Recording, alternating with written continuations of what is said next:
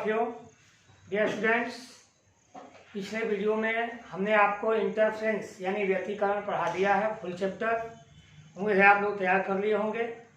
आपका पीडीएफ के द्वारा नोट भी दे दिया जाएगा। आज हम लोग इस चैप्टर का कुमार मित्तल के बुक से मैं आपको न्यूमेरिकल कराने जा रहा हूं। तो आइए न्यूमेरिकल में फर्स्ट क्वेश्चन, जैसा कि आपको स्क्रीन पे दिख रहा होगा, तो आइए पहला क्वेश्चन देखिए आपको क्या दिया गया है। पहला क्वेश्चन आपका दिया गया है एक ही आवृत्ति, देखिए एक ही आवृत्ति और एक ही आयाम, यानी कि दो तरंगे हैं जिनकी आवृत्तियां और आयाम दोनों का एक ही है। तो आपका पहले तरंग का आयाम ए दिया है और दूसरे का आयाम भी ए दिया है। दोनों तरंगों का आयाम बराबर है, क्योंकि एक साथ पहुंच रही हैं। तरंगों के बीच कलांतर कितना हो, कलांतर कितना हो, यानी कि फाई आपको फाइंड करना है। कि फर्स्ट पार्ट में दिया है इसका परिणामी आयाम अर्थात आर, इसकी वैल्यू दी गई है 2a। सेकेंड पार्ट में दिया है √2a, थर्ड पार्ट में दिया है a और फोर्थ पार्ट में दिया है 0। ये r की वैल्यू बारी बारी से दी गई है, यानी कि इस एक क्वेश्चन में 4 क्वेश्चन आपको दिए गए हैं। फार्मूला आपको बताया गया है r² = a1² + a2² + 2a1 a2 cos phi। r के स्थान पे फर्स्ट पार्ट हम करने जा रहे हैं, 2a दिया है तो यहाँ हो जाएगा 2a का square, a1 means a, a2 means a, 2 यहाँ भी a, यहाँ भी a और ये हो जाएगा cos phi। ये आपका हो गया 4a² a² होगा 2a² + 2a² cos phi। यहाँ देखिए 4a² इन दोनों में कॉमन हो जाएगा 2a², तो बचेगा 1 + cos phi। a² से a² इसको घटाएंगे तो ये हो जाएगा 2, तो 2 हो गया। ये 1 इधर आएगा तो -1 बराबर होगा cos phi, यानी cos phi = 2 में से 1 गया 1, यानी cos 0 डिग्री का वैल्यू होता है 1, यानी यहाँ लिख देंगे cos 0, तो phi = 0। ये हमारा रहा सॉल्यूशन और ये आपका निकल गया कलांतर। इसी तरह से राइट साइड तो सेम रहेगा, यहाँ r के स्थान पर लिखेंगे √2a, फिर एक बार लिखेंगे a और एक बार लिखेंगे 0। तो r की वैल्यू बदलते जाएंगे और phi की वैल्यू निकालते जाएंगे। इस तरह से ये क्वेश्चन आपका कंप्लीट हो जाएगा। इसे आप स्क्रीनशॉट ले लें ताकि इसे अपने नोटबुक पे तैयार कर लेंगे। दूसरा क्वेश्चन स्क्रीन पे देखिए आप। तो दूसरा क्वेश्चन हमारा दिया गया है, कह रहा है कि दो तरंगे जिनके दोलन आयाम, दो तरंग हैं आपके जिनके दोलन आयाम a1 और a2, इसकी वैल्यू दिया गया 3 मिमी, 3 mm और 4 mm, ये आपको दिया गया है। एक माध्यम में एक दिशा में चल रहे हैं, उन बिंदुओं पर परिणामी आयाम क्या होगा, यानी आपसे पूछा गया है r की वैल्यू। और कह रहा है इसमें कलांतर दिया है, पार्ट फर्स्ट में दिया है फाई की वैल्यू 0, पार्ट सेकेंड में फाई की वैल्यू दिया है पाई, पार्ट थर्ड में दिया है फाई = π/3 और पार्ट 4 में दिया है फाई = π/2। तो जैसा कि पहले क्वेश्चन में हमने बताया कि उसमें क्या था, फाई की वैल्यू फाइंड करना था और r की वैल्यू दिया है, इसमें r की वैल्यू दिया है और फाई की वैल्यू फाइंड करना है। तो आइए सॉल्यूशन इसका r² a1² a2² 2a1 a2 cos phi।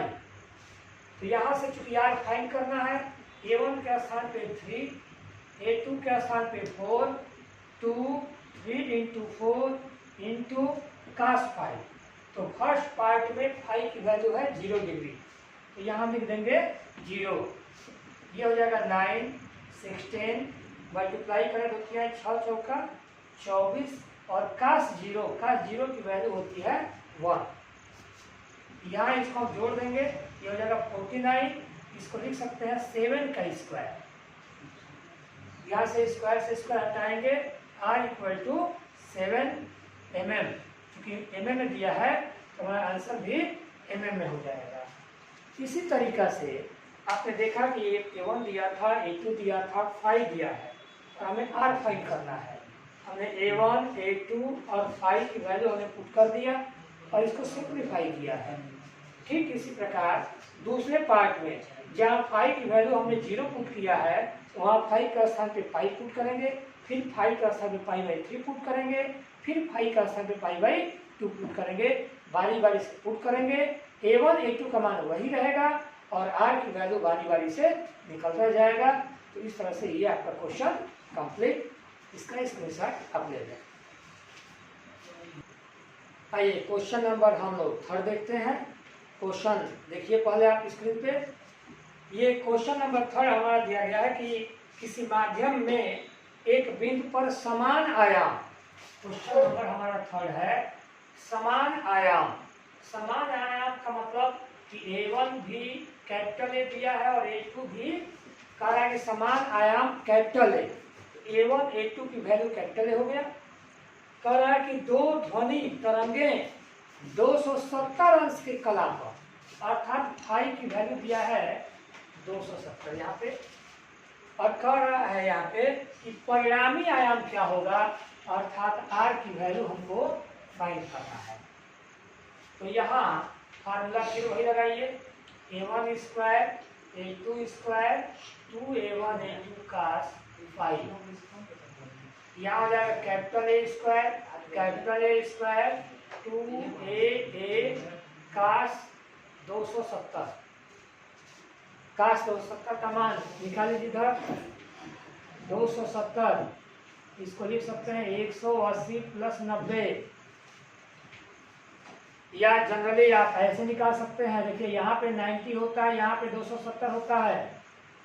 cos 90 की वैल्यू होती है 0, cos 90 की वैल्यू 0, तो जाहिर बात है इसी लाइन पे है तो इसकी वैल्यू भी क्या हो जाएगी 0। यानी A स्क्वायर हो जाएगा 2A स्क्वायर + 2A स्क्वायर, इसकी वैल्यू हो जाएगी 0। यहाँ से भी निकाल सकते हैं cos 180 + थीटा, तीसरे चतुर्थांश में पड़ेगा, और तीसरे में क्या होता है माइनस cos 90 की वैल्यू 0, या हम 0 कर सकते हैं। तो या तो ऐसे समझ लें या ऐसे समझ लें। ये बचेगा आपका 2A स्क्वायर r स्क्वायर = 2, तो r की वैल्यू हो जाएगी √2 हो जाएगा और इसका स्क्वायर खत्म होगा तो a हो जाएगा। तो इस तरह से आपका ये क्वेश्चन कंप्लीट हुआ। इसका स्क्रीनशॉट आप लें। डियर स्टूडेंट्स, अब आइए हम लोग क्वेश्चन नंबर 4 देखते हैं। तो स्क्रीन पे आप क्वेश्चन देखिए, आपको स्क्रीन पे क्वेश्चन दिखाई दे रहा होगा। तो ये क्वेश्चन आपका दिया है 4 नंबर कि दो तरंगों के आयामों का अनुपात, दो तरंगों के आयामों का अनुपात अर्थात A1 संबंधे A2 4:3 दिया है। ठीक, तो कह रहा है कि महत्तम और न्यूनतम तीव्रताओं का अनुपात। महत्तम का मतलब होता है I मैक्सिमम और न्यूनतम का मतलब होता है I मिनिमम। ये हम लोगों को फाइंड करना है। तो आप यहाँ देखें, यहाँ इसको लिख सकते हैं A1/A2 = 4/3।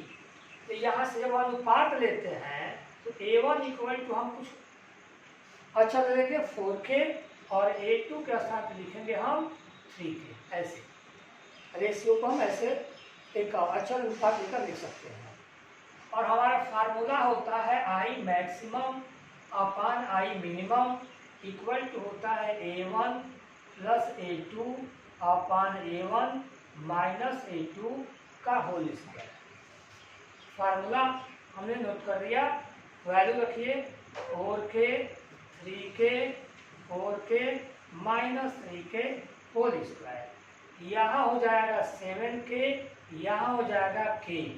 होल स्क्वायर, यहाँ के से के कटेगा, ये हो जाएगा 49/1, यानी कि मैक्सिमम और मिनिमम तीव्रताओं का जो अनुपात आया वो 49:1, 49/1।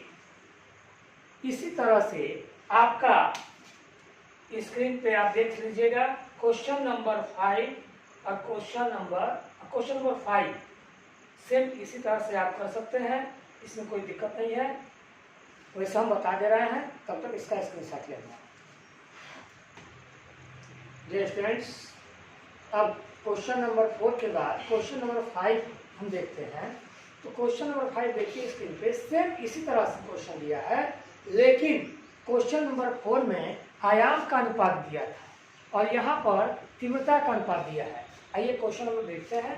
क्वेश्चन नंबर 5, यहाँ क्वेश्चन नंबर 5 कह रहा है कि समान आवृत्ति की दो तरंगें जिनके तीव्रताओं का अनुपात अर्थात I1/I2 ये दिया है 1:9। अब हम जानते हैं कि I1/I2 इक्वल टू A1/A2 का होल स्क्वायर इक्वल टू 1/9। इसको लिख सकते हैं हम लोग 1/3 का स्क्वायर। अब यहाँ से निकालेंगे तो A1 बराबर यहाँ 1 मिला तो लिख सकते हैं 1 के, और A2 का लिख सकते हैं हम लोग 3 के। इस क्वेश्चन को देखिए, ये फार्मूला होता है, इसकी वैल्यू दिया 1/9, इस हम लिख सकते हैं 1/3 का स्क्वायर। स्क्वायर से स्क्वायर तो खत्म हो जाएगा, A1 इक्वल टू 1 के, A2 इक्वल टू 3 के। रेशियो जब हटाते हैं तो ऐसा मिल सकते हैं। और फिर जैसा कि हमें निकालना है बार बार और की तरह, ऐसे हम लोग कर देंगे। ये हो जाएगा A1 plus A2/A1 minus A2 का होल स्क्वायर। ये हो जाएगा 1 के, 3 के, 1 के माइनस 3 के, ये होल स्क्वायर हो जाएगा। ये आपका हो जाएगा 4 के अपान, यहाँ देखिए 3 के माइनस हो जाएगा, ये 1 के हो जाएगा, हो जाएगा -2 के से के कटेगा, इसे कटाएंगे 2 हो जाएगा, ये हो जाएगा 2, ऐसे कटा दीजिए 2/1 हुआ, ये हो जाएगा 4:1, 4/1। तो इस तरह से हमारा निकल गया I maximum upon I minimum. ये सब जनरल सिंप्लीफाई है जिसे आप इजीली कर सकते हैं। मुख्य मोटिव आपका होना चाहिए कि हमारा क्वेश्चन में दिया क्या है, हमें फाइंड क्या करना है। और ये दिमाग में रख लीजिए कि जब भी न्यूमेरिकल करने बैठिए तो उस फुल चैप्टर का एक पेज पे सारा फार्मूला पहले आप लिखें। सारा फार्मूला लिख देंगे, अगर नहीं भी याद है न्यूमेरिकल करते समय क्वेश्चन को पढ़िए क्या दिया है, जैसा कि मैं यहाँ नोट कर देता हूँ क्या दिया है और क्या आपको निकालना है। उसके बाद आप नोटबुक में देखिए कौन सा फार्मूला आपका लग जाएगा। तो नोटबुक ज़्यादा पलटेंगे, उससे अच्छा है कि एक जगह पेपर पे नोट करें और तब करिए, आपको बहुत समझ में आएगा। क्वेश्चन नंबर 6 बिल्कुल ईजी है, जो आप देख सकते हैं, इसलिए नेक्स्ट क्वेश्चन हम लोग देखेंगे क्वेश्चन नंबर 7। तब तक इसका स्क्रीनशॉट आप ले लें। आइए हम लोग क्वेश्चन नंबर 7 की तरफ चलते हैं। क्वेश्चन नंबर 7 देखिए स्क्रीन पे, आपका क्वेश्चन दिया गया है 7 नंबर, कह रहा है कि 2 मिलीमीटर की दूरी पर स्थित 2 मिलीमीटर की दूरी पर स्थित 2 पतली समांतर स्लिटों।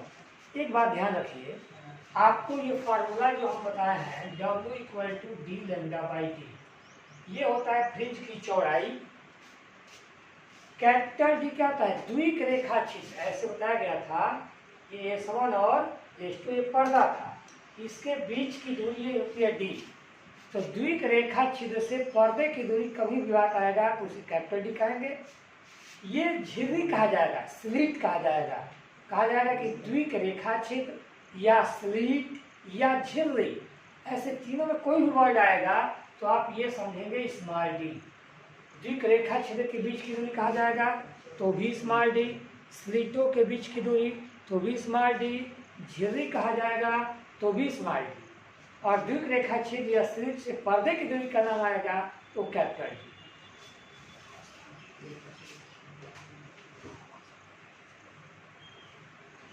तो आइए हम क्वेश्चन नंबर 7 देखते हैं। ये क्वेश्चन दिया है कि 2 मिलीमीटर की दूरी पर स्थित दो पतली समांतर स्लिटों, स्लिट का नाम आ गया, स्लिट अर्थात झिर्रे यानी स्मॉल डी, ये दिया है 2 मिलीमीटर, इस आप मीटर में बदलेंगे तो 10⁻³ से मल्टीप्लाई कर देंगे। 1 मिलीमीटर में होता है 10⁻³ मीटर, ये 1 मिलीमीटर बराबर होता है 10⁻³ मीटर होता है। आगे देखते हैं हम लोग। कह कि 6000 एंगस्ट्रॉम तरंगदैर्घ्य हमारा दिया है 6000 एंगस्ट्रॉम, तो इसको 6000 और 1 एंगस्ट्रॉम में होता है 10⁻10 मीटर, 1 एंगस्ट्रॉम में इतना मीटर होता है, तो इसे हम लिख सकते हैं 6 × 10⁻7 मीटर ऐसे। अब लिखा है कि स्लिटों से 30 सेंटीमीटर की दूरी पर रखे पर्दे, स्लिट से पर्दे की दूरी अर्थात कैपिटल डी, ये दिया है 30 सेंटीमीटर, तो इसको लिख सकते हैं 30 सेंटीमीटर है ये, तो 30 × 10⁻² मीटर। क्योंकि 1 सेंटीमीटर में होता है 10⁻² मीटर। सबसे पहली बात को ध्यान दीजिएगा कि इसमें मिलीमीटर, सेंटीमीटर ऐसे दिया होगा, कोई मीटर में दिया होगा, तो सबको हम एक सिस्टम में पहले चेंज करेंगे। फिर एक सिस्टम में आप चेंज नहीं करेंगे तो यही गलती होने की प्रबल संभावना बन जाएगी। अब पूछा है हमसे, कहा कि जरा है कि फ्रिंज की चौड़ाई बताइए। फ्रिंज की चौड़ाई यानी W, और फार्मूला होता है W बराबर d λ/d। अब ये तीनों वैल्यू आपको ऑलरेडी पता है, मान यहाँ पुट करेंगे और जनरल सिंप्लीफाई करेंगे। आइए हम पुट करते हैं d की वैल्यू, ये हो गई, लैम्डा ये दिया है, और अपन स्मॉल d की वैल्यू देखिए, ये रहा, इससे हम इसको कटा देंगे, ऐसे हो जाएगा। 3 का इस मल्टीप्लाई करें 90, यहाँ देखिए 7 और 2 9 हो जाएगा, -9 और बट्टा में -3 है, 3 निकल जाएगा, ये बचेगा -6, या इसको 9 × 10⁻, यहाँ 1 निकल जाएगा इसमें से, तो 5 हो जाएगा। ये रहा आपका मीटर। या जनरली इसको हम चेंज भी करके लिख सकते हैं, तो मिलीमीटर, चूँकि चौड़ाई होती है फ्रिंज की तो बहुत पतली होती है, तो हम मीटर में न लिखे, इसको मिलीमीटर या सेंटीमीटर में भी रिप्रेजेंट कर सकते हैं। तो ये आपकी मर्जी, चाहे सेंटीमीटर में रिप्रेजेंट करें या मिलीमीटर में रिप्रेजेंट करें। तो मिलीमीटर अगर चाहते हैं तो आप जानते हैं कि 1 मीटर में 10⁻³ मिलीमीटर होता है, तो यहाँ कर सकते हैं, या इसी पर आप छोड़ भी सकते हैं। तो ये आपका क्वेश्चन कंप्लीट हुआ, और इसी पर बहुत सारे लगभग 8-10 क्वेश्चन आपके इसी पे हैं। किसी में डी दिया है, लैम्डा दिया है, W दिया है, डी स्मॉल डी निकालना होगा, किसी में कैपिटल डी निकालना होगा, किसी में लैम्डा निकालना होगा। तो आप क्वेश्चन को पढ़ेंगे तो बहुत ही आसानी से क्वेश्चन को कर लेंगे। इसका स्क्रीनशॉट आप ले लें। आइए हम लोग क्वेश्चन नंबर 8 देख रहे हैं। ये 7 के बाद हम क्वेश्चन नंबर 8 पे आ जाते हैं। क्वेश्चन नंबर 8 हमारा दिया गया है, करें कि यम के दूसरे प्रयोग से स्लिटों के बीच की दूरी, स्लिटों के बीच के लिए स्मॉल डी दिया है 10⁻³ मीटर।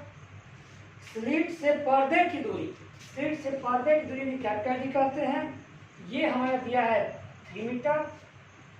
इसके बाद फ्रिंज की चौड़ाई अर्थात W, ये दिया है 2.1 10⁻³ मीटर।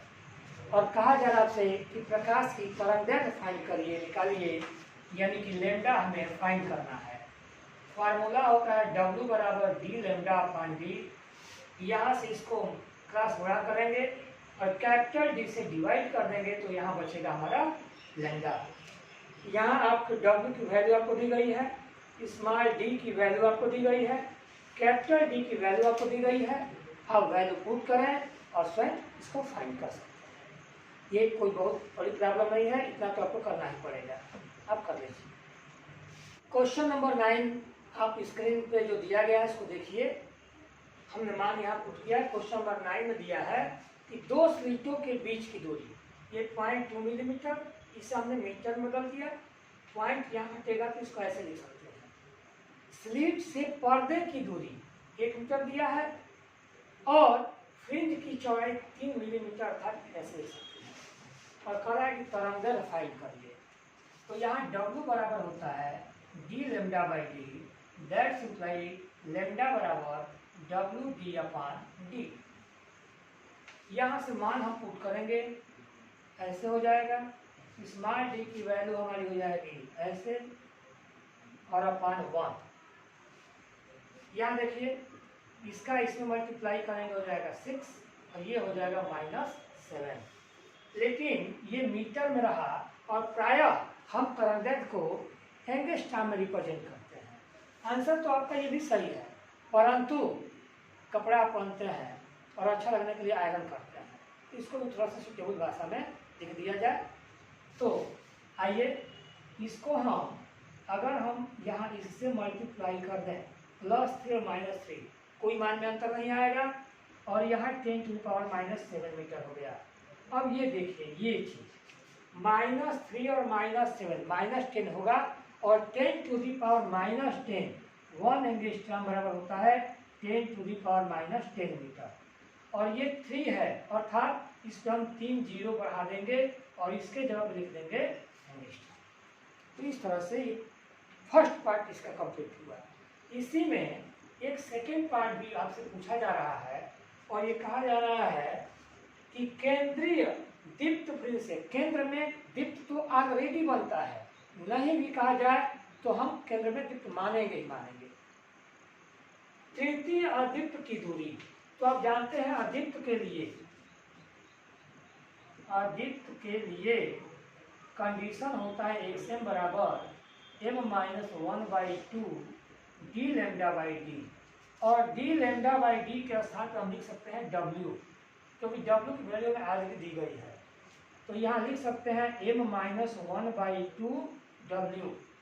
और हमारा तीसरा पूछा है तो 3 भर देंगे, m के स्थान पे 3 - 1/2 और w के स्थान पे देखिए हमारा दिया है 3 मिलीमीटर। ये हो जाएगा 3 दूनी 6 में से गया 5/2 गुणे 3, ये कटाएंगे 5 गुणे 1.5, 15 5 75 होता है 7.5 मिलीमीटर। तो इस तरह से आपका ये फुल क्वेश्चन कंप्लीट हुआ, इसका स्क्रीनशॉट लिया। अब हम लोग क्वेश्चन नंबर 10 देखते हैं। क्वेश्चन नंबर 10 दिया है कि यंग के द्विध्रुवी प्रयोग में स्लिटों के बीच की दूरी अर्थात स्मॉल डी ये दिया है 0.4 मिलीमीटर। तो 0.4 10⁻³ से गुणा करेंगे तो हो जाएगा मीटर। अब पॉइंट को हटाएंगे तो ये हो जाएगा -4 मीटर। इसको ऐसे लिख सकते हैं। आगे बढ़िए। प्रयुक्त प्रकाश की तरंग दैर्घ्य अर्थात लैम्डा ये दिया है 6000 एंगस्ट्रॉम। तो 6000 × 10⁻⁻10 मीटर। ये 3 जीरो हटेगा तो पावर हो जाएगा -7। इसको आप ऐसे लिख सकते हैं। 2 मीटर की दूरी पर प्राप्त व्यतिकरण यानी कैपिटल डी का मान दिया है हमें 2 मीटर और कहा जा रहा है कि केंद्रीय फ्रिंज से 5वें अदीप्त फ्रिंज की दूरी। पहला पार्ट में अदीप्त के लिए कंडीशन पूछा है तो अदीप्त के लिए कंडीशन होता है m-1/2 d lambda by D. तो यहाँ x 5 तो ये हो जाएगा 5 - 1/2। कैपिटल डी की वैल्यू आपकी हो जाएगी 2, लैम्डा की वैल्यू 6 × 10⁻⁻7, स्मॉल डी की वैल्यू है आपका 4 × 10⁻⁻4। उम्मीद है कि आप इसको सिंप्लीफाई कर सकते हैं। तो आप इसे सिंप्लीफाई करें, इसका सिंप्लीफाई करने पर जाएगा 13.5 × 10⁻³ मीटर। इसके बाद पूछा है फ्रिंज की चौड़ाई। दूसरे पार्ट में पूछा है फ्रिंज की चौड़ाई W। तो W बराबर होता है d लैम्डा बाई डी। तो d लैम्डा बाई डी अर्थात फिर मान पुट करें, ये हो जाएगा 2 6 इंटू 10⁻⁻7 और d की वैल्यू है 4 इंटू 10⁻⁻4। इसको आप सिंप्लीफाई करें तो 3 इंटू 10⁻⁻3 मीटर। तो इस तरह से ये आपका क्वेश्चन कंप्लीट हुआ। इसका आप स्क्रीनशॉट लें और नेक्स्ट क्वेश्चन हमारा नेक्स्ट वीडियो में जाएगा। तब तक आप इस 10 क्वेश्चन जो हो गए उसे आप नोटबुक पे तैयार करें, सॉल्व करें और वीडियो को ज़रूर इत्मीनान से देखें और हमारे चैनल को सब्सक्राइब करें, लाइक करें, बेल को ऑल पे कर दें ताकि मेरे सारे वीडियो आपको प्राप्त होते रहें। फिर हम नेक्स्ट क्वेश्चन के साथ नेक्स्ट वीडियो में